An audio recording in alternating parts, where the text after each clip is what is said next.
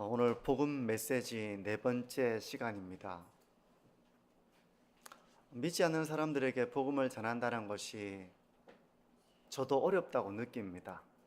저도 어렵다고 느끼고요. 저도 그동안 많은 책을 읽어보고 어떻게 복음을 전하는지 그 메시지를 들어보기도 하고 읽기도 하고 했는데, 그럼에도 불구하고 제가 이렇게 주일마다 이것을 준비하여 설교하려고 했을 때 참 어렵다, 이런 생각을 했습니다. 왜 어려운가 하면 이 방대하고도 많은 이 내용들을 어떻게 취사 선택해서 이걸 잘 담아낼 것인가, 이게 참 어려운 것 같아요. 그냥 뭐 한정없이 이야기를 하는 게 아니라 주어진 시간 동안에 꼭 전해야 될 메시지들을 선별해서 그것을 잘 풀어나가면서 전하는 이런 정성, 훈련, 준비, 이게 참 쉽지 않구나, 이걸 많이 느꼈습니다. 오늘 이제 네 번째 시간인데요. 지난 세 번의 메시지가 무엇이었는가, 이걸 한번 좀 뒤돌아보려고 합니다. 우리 성도님들께서도 이제 이걸 전하실 때 지난 시간의 내용을 다시 한번 떠올려보는 시간을 가져보면 좋아요. 왜냐하면 우리가 들어도 잘 잊어버리고 어떻게 연결되는 것인지 놓치기가 쉽기 때문에 한번 지난 시간에 살펴봤던 내용들을 짤막하게 한번 정리를 해보겠습니다. 첫 번째 메시지 기억나십니까? 행복에 대한 것이었습니다. 참된 행복이 어디에 있는가? 사람은 저마다 행복하게 살기를 원하지만 인생은 왜 그렇게 걱정할 것이 많고 내가 원치 않는, 예기치 않은 일들이 많이 일어나고, 또한 내가 저기만 가면 저기를 목표로 삼고 저기만 가면 이제 불행이 끝나고 행복해지겠지, 이렇게 생각하는데 막상 그 자리에 가보면 기대했던 것과 너무 다르다, 이런 걸 많이 경험하게 되죠.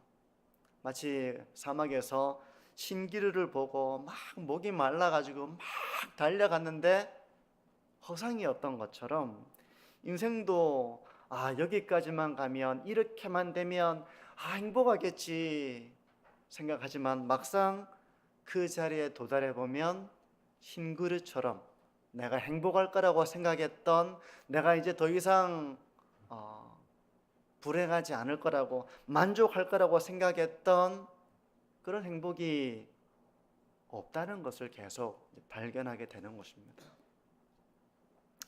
왜 그런가 하면 사람에게는 하나님이 아니고서는 채워지지 않는 그 빈 공간이 있기 때문에 그런 것입니다. 사람은 그렇게 지어졌기 때문에 그런 거예요.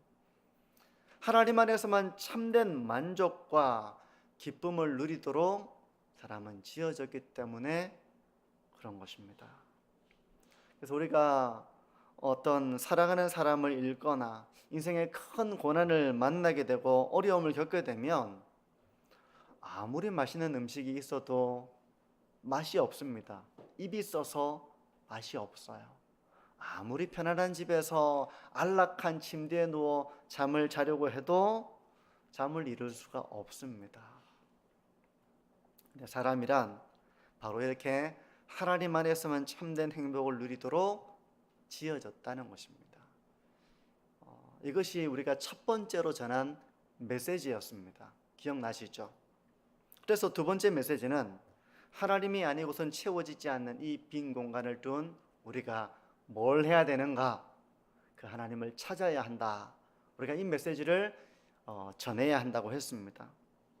하나님은 많은 단서들을 통해서 하나님을 찾도록 하시고 계십니다.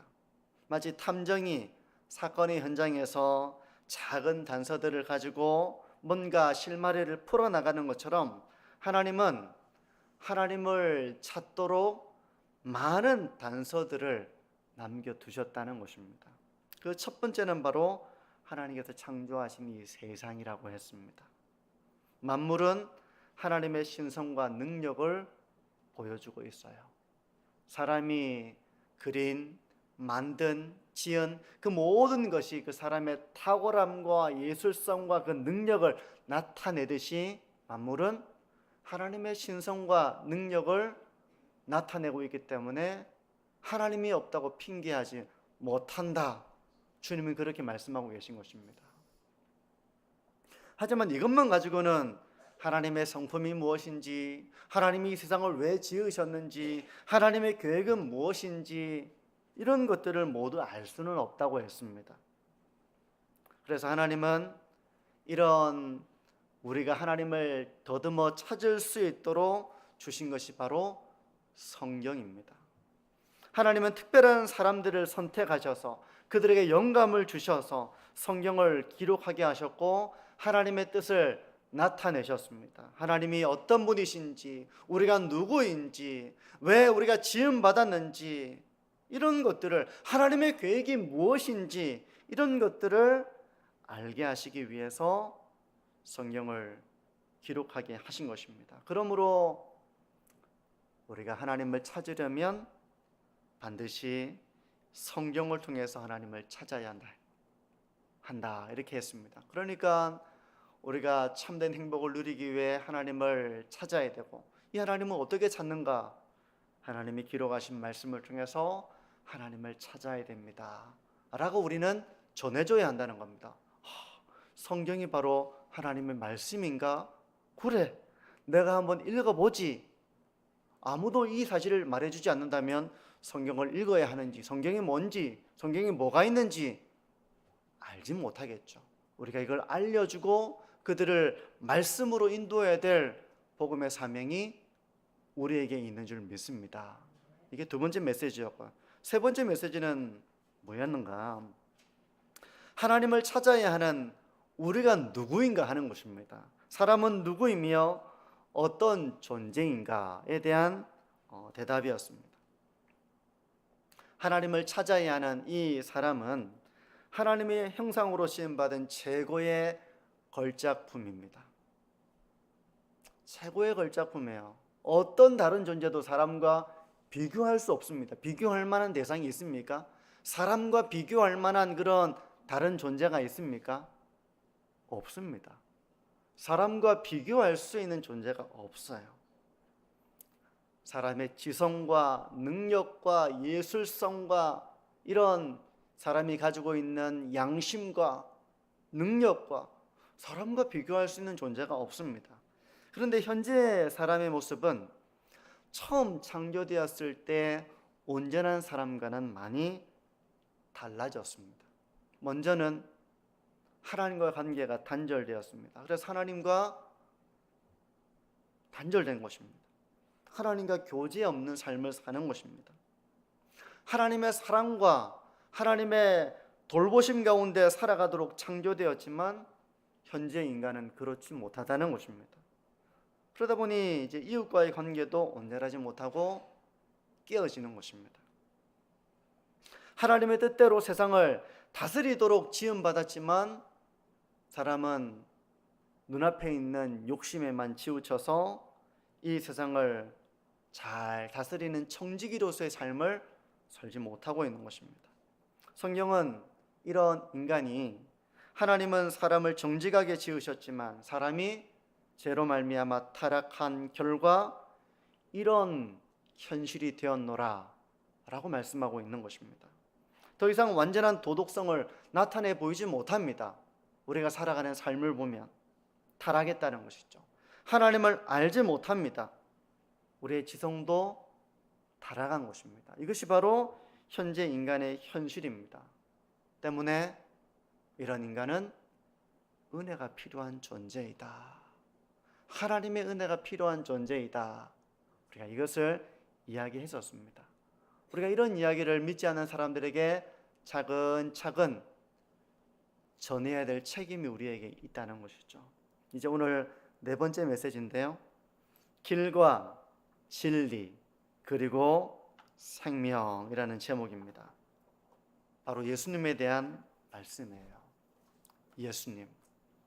우리가 오늘 읽은 본문은 이렇게 말씀을 합니다.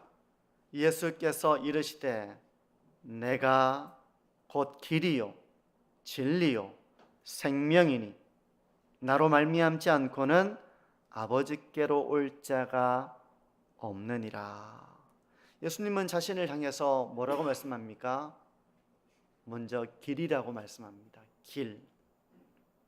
이것은 사람이 길을 잃은 존재이기 때문에 예수님께로 나와야 한다는 사실을 가르쳐 줍니다. 우리는 길을 잃었습니다. 사람은 길을 잃은 존재입니다. 길을 잃으면 어떻게 됩니까? 여기가 어디지? 어디로 가야 되지? 이거 길을 잃은 거 아닙니까?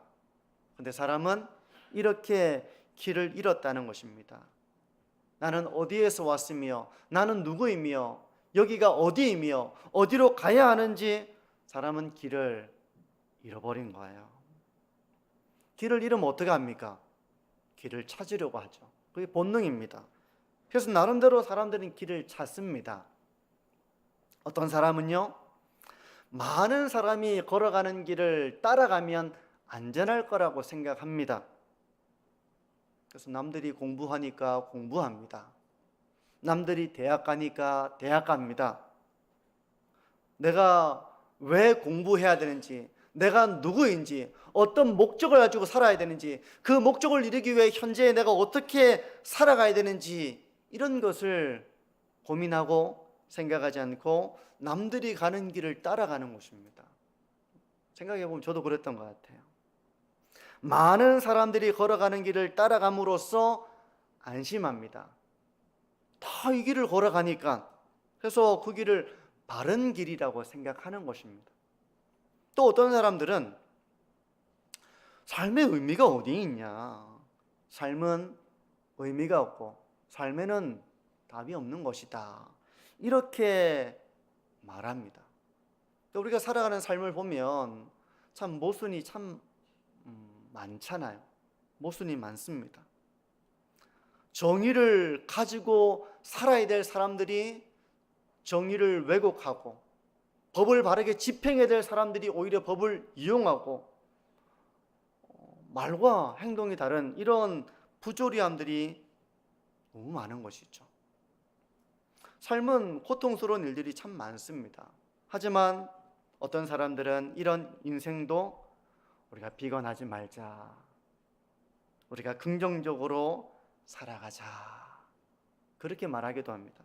이게 실존주의 철학에서 말하는 인간의 삶입니다. 인간이 어떤 존재인지 모른다는 겁니다. 인생이 무엇인지 모른다는 것입니다. 그걸 찾으려고 하지 말고 우리는 모르지만 현재 주어진 삶이 고통으로 가득 차 있고 부조리가 가득하지만 그래도 우리 비관하지 맙시다. 열심히 살아봅시다. 이런 사랑에 영향을 받은 사람들이 많이 있어요. 그걸 길이라고 생각하는 겁니다. 지난 시간에도 짧게 얘기했지만 어떤 사람들은 진화 생물학이나 유물론의 기초를 둔 이런 사람들은 사람이 동물과 다를 바 없는 기원을 가지고 있다고 말합니다. 때문에 인간이란 다른 동물보다 좀 더 진화가 많이 된 존재일 뿐 근본적으로는 차이가 없습니다. 근본적으로는 아주 열등한 동물이나 우리나 똑같은 데서 나온 겁니다. 똑같은 데서 나온 거예요. 그러니 이런 사상을 따르는 사람들에게 삶이란 딱히 정해진 의미가 없다는 겁니다. 원숭이에게 삶의 목적이 있는가? 그냥 본능을 따라 살아갈 뿐이지. 우리도 그런 존재예요. 그렇게 말한다는 겁니다. 이런 주장이 조명한 과학자의 입을 통해서 나오고 있고 많은 사람들이 인생이 그런 것이지, 바로 저 길로 가야 되는 것이지 그렇게 생각한다는 것입니다. 이 외에도 많은 사람들이 다양한 길을 모색합니다. 여러 가지 종교를 통해서 길을 찾으려고 하고 윤리적인 삶을 살아감으로써 인간다워지려고 하고 후회 없는 삶을 살려고 노력을 합니다. 이런 인간의 모습은 길을 잃어버린 그 현실을 잘 반영하여 보여주는 것입니다. 예수님은 이런 인간의 삶 가운데 길이 되기 위해서 이 땅에 오셨다는 것입니다. 그러니 예수님이 누구신지, 예수님의 어떤 말씀을 하셨는지, 예수님이 어떤 일을 행하셨는지 우리는 예수님을 믿기 전에 반드시 이 사실을 알아가야 하는 것입니다. 우리는 우리의 전도 대상자가 예수님을 통해서 참된 길을 찾도록 우리가 기도하며 예수님을 전해야 될 책임이 바로 우리에게 있는 것이죠. 예수님은 길로서 이 땅에 오신 것입니다. 두 번째, 예수님은 자신을 향해서 뭐라고 말씀하시죠? 진리라고 말씀하십니다. 이것은 역시 사람이 진리를 잃어버린 존재이기 때문에 예수님께로 나와야 한다는 사실을 가르쳐 줍니다. 죄로 말미암아 사람은 진리를 잃어버렸습니다. 우리 속담에 낯 놓고 뭘 모른다고요? 기역자도 모른다고 하죠. 낯을 놓고도 그게 기역자와 똑같은 모양인데 기역자를 모른다는 것은, 이것은 무식함을 비유적으로 이르는 말입니다. 그런데 사람이 이와 같다고 말한다면 너무 과한 말일까요? 사람이 이런 존재다, 낯 놓고 기역자도 모르는 존재다. 사람은 상당히 하나님의 형상으로 지음받은 존재이기 때문에 상당한 지성을 가지고 있는 존재입니다. 그런데 왜 이렇게 표현할 수 있는가 한다면, 하나님을 알만한 것이 가득 차 있음에도 불구하고 그걸 믿으려 하지 않는다는 것입니다. 하나님을 믿는 것이 훨씬 더 그게 쉬운 일임에도 불구하고 하나님을 부정하고 훨씬 더 믿기 어려운 걸 믿으려고 한다는 것입니다. 이게 바로 사람의 어리석음입니다. 진리를 잃어버린 사람의 어리석음이에요. 저는 1967년도에 노벨의학 생리학상을 수상한 조지 와일드의 말을 다시 한번 인용하고 싶은데요. 이분은 이렇게 말을 합니다. 자연 발생은 이미 100년 전에 가능성이 없다고 판정되었습니다. 자연 발생이라고 하는 것은 생명이 발생되는데 생명체가 없는 데서 생명체가 발생하는 것을 자연 발생이라고 말합니다. 그러니까 진화론자는 처음에는 아무것도 없었다가 뭔가가 발생하는데 이런 무생물에서 생명이 발생해서 그 생명이 온갖 어떤 우연의 반복을 거듭해서 지금 이런 세계가 되었다고 이렇게 주장하는 거잖아요. 근데 그런 자연 발생은 이미 가능성이 없다고 판명이 되었다는 것입니다. 이 노벨상을 수상한 과학자가 이미 100년 전에 판명이 되었습니다 라고 말을 하는 거예요. 따라서 우리에게는 초자연적 창조라는 단 하나의 결론만이 남게 됩니다. 그러나 우리는 개인적인 이유, 특히 철학적 이유 때문에 그것을 받아들일 수 없습니다. 그래서 우리는 불가능한 것을 믿으려고 합니다. 그것은 바로 생명이 우연히 발생되었다는 것입니다. 과학자의 눈에 그건 불가능한 것이지만 사람들은 그 불가능한 것을 과학의 이름으로 주장하고 말하고 믿으려고 한다는 것입니다. 왜 사람처럼 이렇게 똑똑한 존재가 그런 불가능한 것을 믿으려고 하는가? 사람이 진리를 잃어버린 존재이기 때문에 그런 거예요.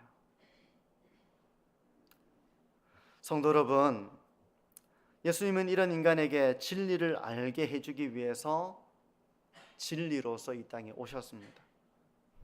하나님에 대한 진리, 사람에 대한 진리, 이 만물에 대한 진리, 이 모든 것들을 예수님은 우리에게 계시해 주시기 위해서 진리로서 이 땅에 오셨다는 것입니다.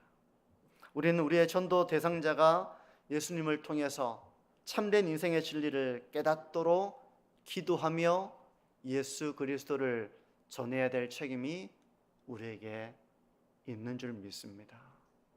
세 번째, 예수님은 자신을 향해서 생명이라고 말씀을 하십니다. 이것은 역시 사람이 생명을 잃어버렸기 때문에 예수님께로 나와야 한다는 사실을 가르쳐 줍니다. 사람은 생명을 잃어버렸습니다. 이 생명은 무엇인가 하면 바로 영적인 생명을 의미하는 것입니다. 사람은 영적으로 생명을 잃었습니다. 다른 말로 영적으로 죽어 있다는 것입니다. 마태복음 13장 14절은 이제 이런 상태를 이렇게 잘 말씀해 주고 있습니다. 이사야의 예언이 그들에게 이루어졌으니 일렀을 너희가 듣기는 들어도 깨닫지 못할 것이요 보기는 보아도 알지 못하리라. 육체적으로 죽으면 감각이 없어집니다.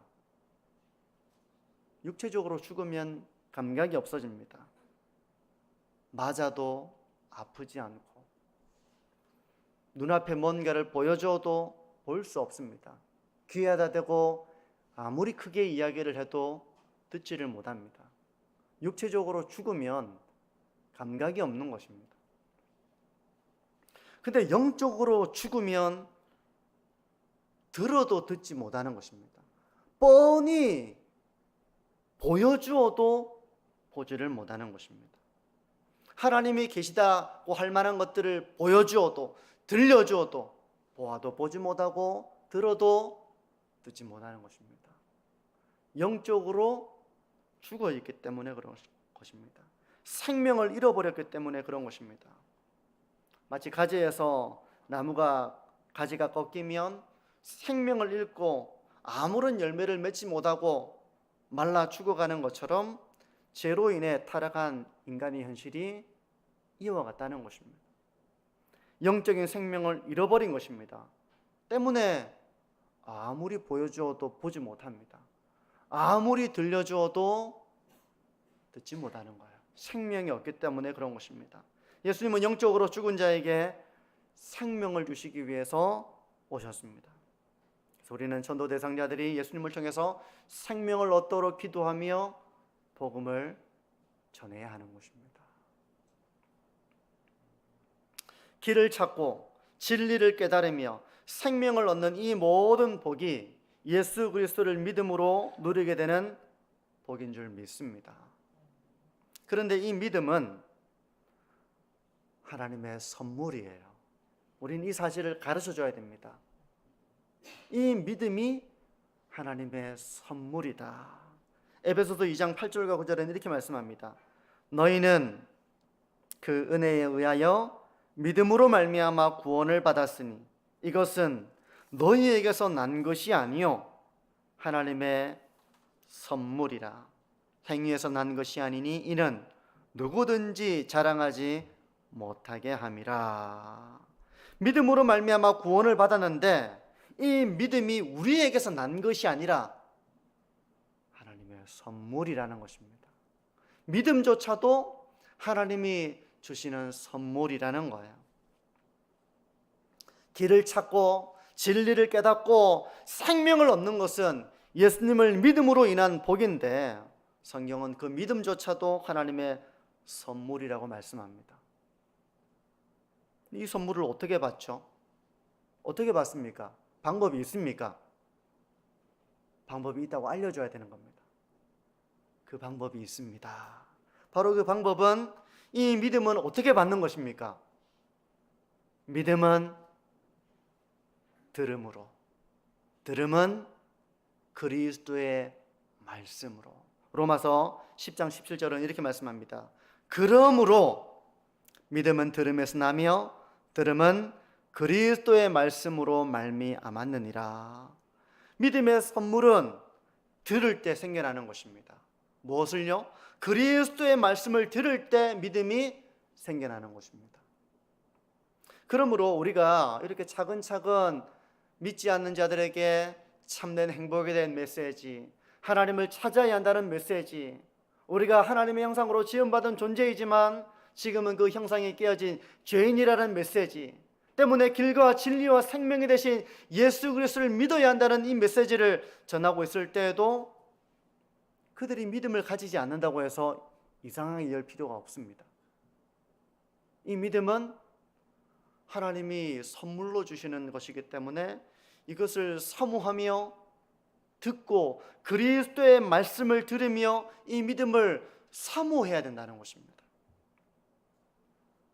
아마 우리 성도님들이 신앙생활을 하면서 믿음을 가지기까지는 교회 오자마자 믿음을 가지지는 못하셨을 거예요. 교회 오자마자 믿음을 가지고 그렇게 하는 것이 아니라 상당한 시간 동안 믿음을 가지지 못한 채 교회를 다닌 경우가 많을 것입니다. 어떤 경우에는 복음을 전해 듣고 믿음을 가지고 교회 출석해서 신앙의 길을 걸어가는 사람도 있겠지만, 저처럼 모태신앙으로 태어날 때부터 교회 다니는 사람, 그런 경우에는 저도 믿음을 가지기까지는 오랜 시간이 걸렸거든요. 교회를 수없이 다녔죠. 주일을 지키고 예배를 드렸습니다. 설교를 들었습니다. 성경 공부도 하고 여름 성경학교 때 성경부도 하고 했지만 저에게는 믿음이 없었습니다. 그런데 제가 청소년기 때 이 믿음을 선물로 받게 된 것이죠.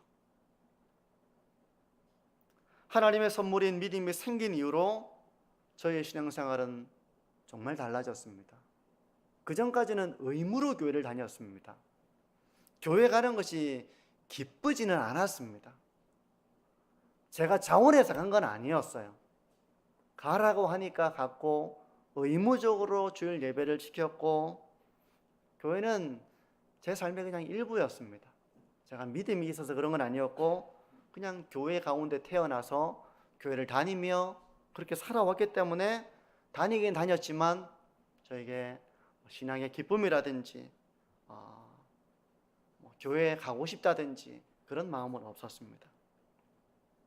그런데 제가 믿음을 선물로 받게 된 이후에 저는 교회 가는 것이 너무 즐거워졌습니다. 그러니까 수요 기도회도 가고 금요 기도회도 가고 방학 때는 새벽 기도회도 가고, 이제 주일에는 청소년부 예배만 드리는 것이 아니라 주일 오전 예배도 드리고 봉사도 하고 그렇게 된 것이죠. 신앙생활의 행복을 누렸습니다. 그러므로 지금부터 이제 해야 될 일은 바로 성경 속에서 그리스도의 말씀을 듣고 배우는 일을 해야 하는 것입니다. 왜냐하면 믿음은 들음에서 나는 것이고 들음은 그리스도의 말씀으로 말미암는 것이기 때문에 정말 그러한가 그리스도의 말씀을 계속 들려줘야 되는 것입니다. 계속 들려줘야 되는 거예요. 우리가 지금 4번의 메시지를 전하고 있지만 제가 중간에 다 전하지 못한 게 얼마나 많습니까? 머릿속으로는 다 이것도 해야 되고 저것도 해야 되고 할 게 너무 많지만 한정된 시간 동안에 한정된 내용을 전해야 했을 때 그 모든 걸 전할 수가 없는 것이죠. 그러니까 그 이후로 계속해서 그리스도의 말씀을 우리가 전해야 하는 것입니다. 믿음은 들음에서, 들음은 그리스도의 말씀으로 말미암기 때문에 그런 것입니다. 그러니까 우리가 이 4주 동안에 이제 이 복음의 말씀을 차근차근 교환을 가지고 전해서 그들이 아직 믿음에 이르지 못한다고 할지라도 이상하게 여긴다거나 왜 믿지 못한다거나 그렇게 생각할 문제가 아니라 계속해서 그리스도의 말씀을 듣도록, 성경을 통해서 하나님을 만나도록, 우리는 은혜가 필요한 존재라는 사실을 말하며 그리스도의 복음을 전해야 될 이 책임이 우리에게 있는 거예요. 있는 것입니다. 그러므로 복음 전도의 사명을 잘 감당하는 교회가 되려면 어떻게 되겠습니까? 성경을 읽도록 권해야 됩니다. 그러려면 우리가 성경을 읽어야 되겠죠. 성경을 가르치는 일에 훈련되어야 됩니다. 그래야 성경을 가르칠 수 있겠죠. 읽으라고 했는데 읽다 보면 모르는 게 한두 개겠습니까? 엄청 많겠죠. 그럴 때마다 성경을 풀어주는 이 역할을 우리 교회가 감당할 수 있어야 하는 것입니다. 이것 말고 믿음을 가지게 하는 일이 있습니까? 있으면 좀 알려주세요. 이것 말고는 믿음을 가지게 하는 일이 없습니다. 믿음은 들음은 그리스도의 말씀으로 말미암기 때문에 우리 교회가 전도의 사명을 감당하려면 우리 모두가 진리 대신 예수 그리스도의 복음을 알아가고 성경을 읽고 성경을 깨닫고 깨달은 말씀대로 성경을 가르치고 그리스도의 말씀을 증거하고 그렇게 양육해 나가는 이 일을 감당하지 않고는 복음의 사명을 감당할 수 없는 것이죠. 그냥 교회에 오기만 하면 알아서 다 크고 이러는 것이 아니라, 물론 목사의 설교와 가르침이 있겠지만 우리 모두가 복음의 사명을 따라서 신앙의 길을 걸어가도록 권면하고, 또 가까운 내가 옆에서 그것을 풀어주고 가르쳐주고 신앙을 나누고 은혜를 나누고 이러면서 우리는 영혼을 품어내는 교회가 될 수 있는 줄 믿습니다. 선교를 위해서는 빵도 필요하지만 빵만으로는 안 됩니다. 아무리 우리가 좋은 시설에다가 선물을 많이 주고 그것으로 믿음을 가지게 되는 것이 아니라, 바로 길과 진리와 생명 되신 예수 그리스도의 복음을 우리가 담대하게 전할 수 있는 이런 믿음, 훈련된 모습, 그리고 그 복음을 증거하는 우리가 빛과 소금과 같은 모습으로 우리 이웃에게 다가가는 삶, 이것 없이 예수 그리스도의 복음으로 전도하는 이 사명을 우리가 감당할 수가 없는 거예요. 성도 여러분, 이 복음 전도 메시지는 저는 이런 어떤 상황을 두고 이것을 제가 전하고 있는데요. 이 복음을 전해주고 싶은 이웃에게 모임을 제안하는 것입니다. 어떤 분들은 이걸 행복 모임이라고 이름을 붙여가지고 하는 것도 있습니다. 그래서 내가 정말 너가 행복했으면 좋겠어. 그래서 내가 너에게 꼭 내가 삶 가운데 깨닫게 되었던 것들, 내가 정말 소중하다고 생각하는 이것을 너에게 들려주고 싶어. 그렇게 해서 이제 이것을 차근차근 이 메시지를 들려주는 것입니다. 첫 번째 우리가 했던 것부터 이 네 번째까지, 이후로도 메시지가 있겠죠. 들려주는 거예요. 그리고 이 기간 동안 복음을 듣는 그 영혼을 위해 더욱 우리가 기도하는 것입니다. 마치 농부가 곡식과 열매가 잘 자라도록 돌보는 것처럼 그 영혼에게 관심과 사랑을 가지고 대하고, 그 무엇보다 지혜롭게 복음을 전하는 이 모임을 가져보는 것입니다. 이게 바로 관계 전도입니다. 지나가는 사람에게 이렇게 하기는 어렵겠죠. 그 사람이 지하철을 타러 가는데 버스 정류장에 기다리고 있는데 어디로 움직이는데 잡아두고 이런 얘기를 하기는 어려울 것입니다. 그들에게는 우리가 전도지를 나누어주는 정도, 예수 믿으십시오라고 말하는 정도에 머무를 수 있을지라도, 우리가 정말 친한 사람들, 가까운 사람들, 그들을 위해 기도한다면 우리가 이제 이 메시지를 들려줘야 한다는 것입니다. 들려줘야 한다는 거예요. 그래서 이 모임을 통해서 이제 내가 몇 주 동안 너에게 내가 정말 내가 중요하게 생각하는 이걸 말해주고 싶어. 너 좀 시간을 내줄 수 있겠니? 이렇게 서로 약속하여 만나서 이 복음을 천천히 또 신중하게 전하는 것입니다. 성도 여러분, 길과 진리와 생명 되신 예수님을 전하는 사명을 감당하는 우리 모두의 삶이 되기를 바랍니다. 길을 찾고 진리를 깨닫고 생명을 얻은 자답게 구원의 즐거움을 고백하는 우리의 삶이 되어지기를 바랍니다. 이미 얻은 구원의 즐거움을 우리가 날마다 간직하고 그 구원의 은혜를 우리가 고백할 수 있는 삶, 이것이 바로 전도자의 성령 충만한 삶일 것입니다. 그래서 저 사람은 어떻게 저런 생각을 가지고 살아갈까? 저 사람은 참 친절한 사람이구나. 참 따뜻한 사람이구나. 저 사람은 자기보다 나를 더 낮게 여겨주네. 저 사람은 참 좋은 사람이구나. 이런 우리의 삶이 하나님의 영광을 나타내는 그런 빛과 같은 모습이 될 뿐만 아니라, 그것을 계기로 우리가 전해줘야 될 가장 좋은 선물은 바로 길과 진리와 생명 되신 예수 그리스도이심을 믿습니다. 이제 우리가 이후로는 뭘 전해줘야 되겠습니까?